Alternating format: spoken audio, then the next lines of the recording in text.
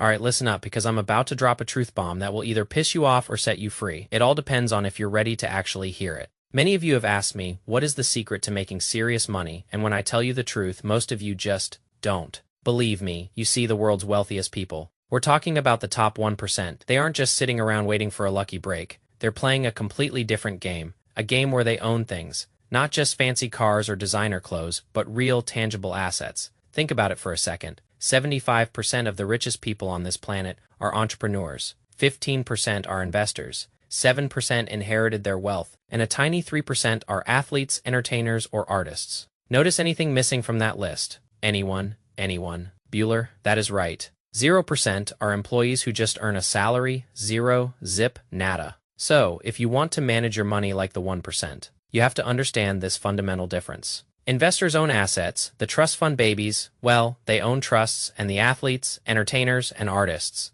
They own rare, highly valuable skills. The pattern here is glaringly obvious. If you don't own something, you are what is owned. That, my friends, is the inconvenient truth most people conveniently ignore. It is the secret they don't want you to know, because if you figure it out, you stop being a cog in their machine. Now, you're probably thinking, okay, smarty pants, so how do I start owning things like the 1%? I'm just a regular person with a regular job, and that, my friends, is where my 25, 15, 50, 10 rule swoops in to save the day. I didn't just pull this out of thin air. I designed this rule, stress-tested it, and used it for decades to go from absolutely nothing. Seriously, no money, no fancy degree, just a burning desire to not be broke, to becoming a multimillionaire. It is not about how much you make. It is about how you manage what you make. Period, full stop. So let's dive into the first 25% of your income. This, my friends, is your growth money. This is the money that goes to work for you. 24/7, no holidays, no sick days, no complaining. When I say growth, I'm not talking about some woo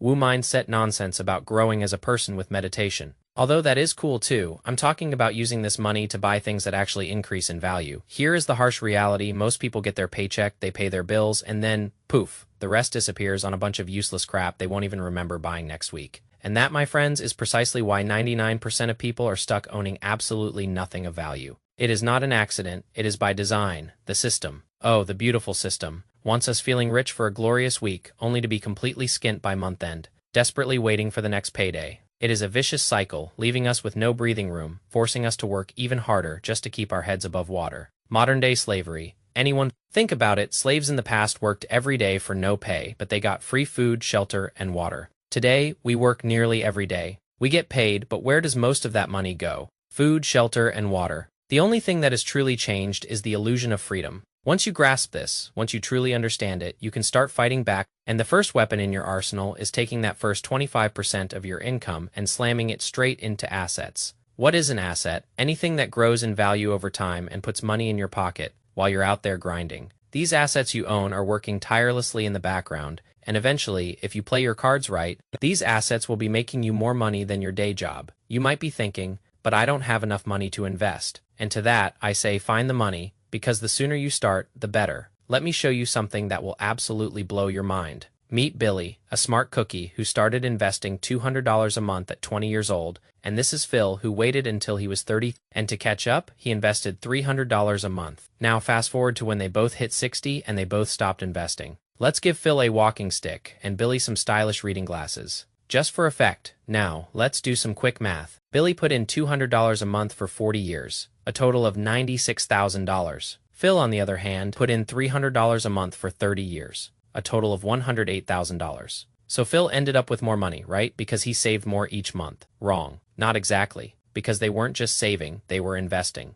If we assume an average annual return of 10%, which, by the way, is the average return of the S&P 500 over the last 100 years, the numbers become truly insane. Phil's investment would be worth, wait for it, $678,146. Not bad. Phil, not bad. But Billy's investment, get this, would be worth a staggering $1,264,816. How absolutely nuts is that? Billy invested $12,000 less than Phil, but ended up with nearly $600,000 more. All because he started earlier. That, my friends, is the mind-bending, life-altering power of compound growth. It is why you need to start now, even if it is just a tiny amount, because waiting will cost you more than you can possibly imagine. So how do you actually get started? Step 1. Select your growth assets. There are tons of ways to grow your money, but they all come with different levels of risk and reward. I like to think of it as a scale, from super safe and steady to high risk, high reward at the lower risk end. We've got index funds.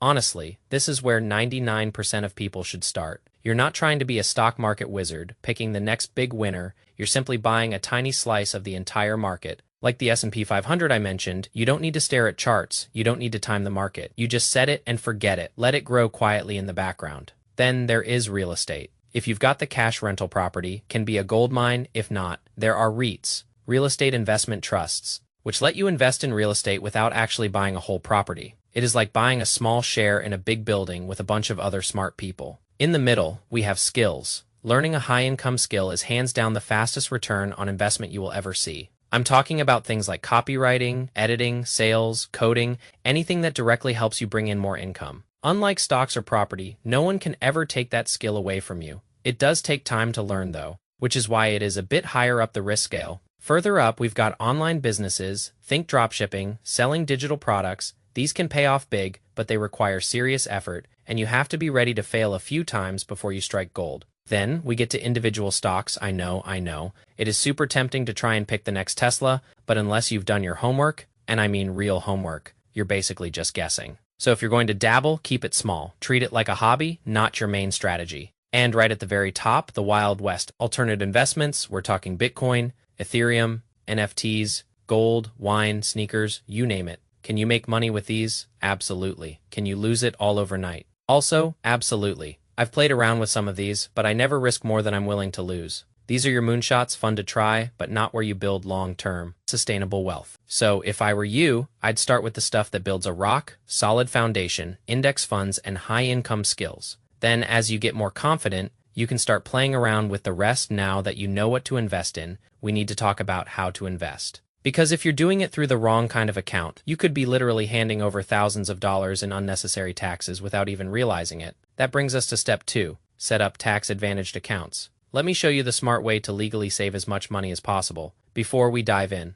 a quick reminder, I'm not a financial advisor, I'm just sharing what I've personally done for years. Okay, for my friends in the UK, one of the best options is the Stocks and Shares ISA. You can invest up to £20,000 a year, and everything you earn is completely tax-free. You can set one up on platforms like Trading2. 1. 2. Just select the Stocks and Shares ISA when you sign up. Speaking of Trading2. 1. 2. I actually reached out to them to see if they'd be interested in sponsoring this part of the video, and they said yes, they're even giving away a free fractional share, worth up to £100, to anyone who uses the code Tilbury when they create an account. Plus, if you invite your friends and they fund their accounts, you both get a free fractional share. It is like free money, people. If you're in a 9-to-5, you probably have access to a workplace pension. Usually you put in 5%, and your employer matches with 3%. That is literally free money. You don't pay any tax on the money it earns while it is growing. You only pay tax when you take it out later. For my friends in the US, your setup is a bit different. The Roth IRA is one of the best accounts you can open. You invest money you've already paid tax on, but every penny it earns grows completely tax-free. And when you retire, you can take it out with zero tax. The limit is $7,000 a year if you're under 50. Even billionaires use this account. Peter Thiel, one of the PayPal founders, reportedly turned his Roth IRA into over $5 billion. He did this by investing in early-stage, high-growth companies, including PayPal and Facebook, which then exploded in value. Then there is the 401. Basically the US version of a pension. The money you put in comes out of your paycheck before tax. It also grows tax-free while it is invested. And if your employer offers a match, for the love of all that is holy, take it. It is literally free money. Now, I know many of you aren't in the UK or USA, so I've put together a list of all the tax-advantaged accounts I could find globally. Hopefully you can find an account on this list that lets you take advantage of the tax savings your country offers. Here is the problem. Though, lots of people open these accounts, dutifully put their money in every month, and then, nothing. They don't actually invest in anything. And that brings us to step 3. Actually start investing outright. So you've picked your growth assets, you've set up your tax-advantaged account, whether it is Trading2, 1, 2, Vanguard, or whatever. It is time to actually put your money to work. The best thing you can do is set up a monthly transfer that goes straight from your bank account into your investment platform, ideally on payday. That way, you never even see the money sitting in your account, tempting you to spend it once it lands. You don't need to mess about with charts or try to time the market. Just look for some index funds. One of the most popular and smart methods is to build a three-fund portfolio. The first fund is usually a U.S. stock index fund, which invests in a ton of U.S.-based companies like Apple and Amazon. The second is an international stock index fund, similar to the U.S. one, but covers companies outside the U.S. And the final fund is something called a bond fund, which helps provide stability because bonds are generally less volatile than stocks, smoothing out those market ups and downs. Let me quickly show you how to set something like this up on Trading2. 2. If you haven't signed up yet, there is a link in the description. And if you signed up within the last 10 days, you can head over to the promo code section and enter Tilbury to get your free fractional share. A nice little boost to kickstart your investing journey. Then go to Pies and click the plus icon. Now, you can select whatever stocks you want. For our U.S. stock market fund, search for the S&P 500. The Vanguard one should do nicely. If you're in the U.S., you can also pick the Vanguard Total Stock Market Index Fund, known as VTSX. It is like owning a tiny piece of 500 of the biggest, most famous companies in America, like Apple, Amazon, and Coca-Cola. By the way, look out for the terms accumulation or distribution in the brackets. Personally, I always go with accumulation, as it automatically reinvests your dividends back into the stock. Next, let's search for our international fund. For this, select iShares MSCI World UCITS ETF with the ticker IWD and tap Add to Pi. This fund is like having a collection of companies from all over the world, big businesses in Europe, Japan, Canada, you name it. Now, for our bond fund, search for iShares USD Treasury Bonds, 7 to 10 years, UCITS ETF with the ticker IBTM and tap Add to Pi. This fund is like lending money to the U.S. government. They promise to pay you back with a little extra, which keeps your money safe and steady, even if stocks go up and down. Alright, now that those are added, click the arrow to go to the next step. On this page, you can adjust the percentage allocation of your money to each fund. If you go with an aggressive approach, that means more in stocks, which can grow faster, but also bounce around a lot. For example, 90% in stocks and 10% in bonds. This has the potential for huge returns, but also comes with sharp ups and downs in the short term. If you prefer slightly less risk but still want good returns, a slightly less aggressive approach might suit you better, around 80% in stocks and 20% in bonds. Don't be scared by the term aggressive. It often depends on your age. A general rule of thumb: the older you are, the more bonds you should have. So, let's make the S&P 500 60%, the iShares World Fund 30%,